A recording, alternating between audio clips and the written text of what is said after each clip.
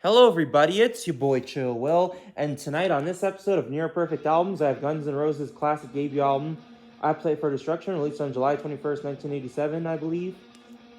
And this is an all-time classic album, even I can admit.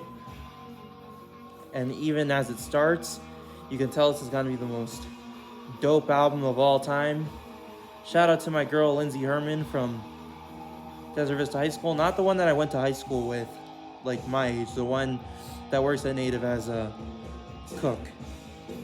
Shout out to Lindsay Needles, that's her Instagram handle. They spell it differently. Very dope lady. She loves this album, and especially Axl Rose. That's like her favorite person of all time. So, that's what I have to say about that. But what do I think about this album? I think every song is a perfect rush of adrenaline. It has great guitars. Just the pure epitome of awesome.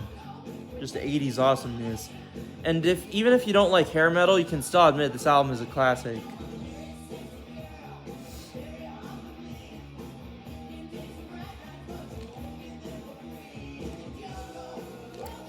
So that's what I'd have to say about that, but I think Axl Rose really started to blossom as one of the biggest talents in all of rock with this album.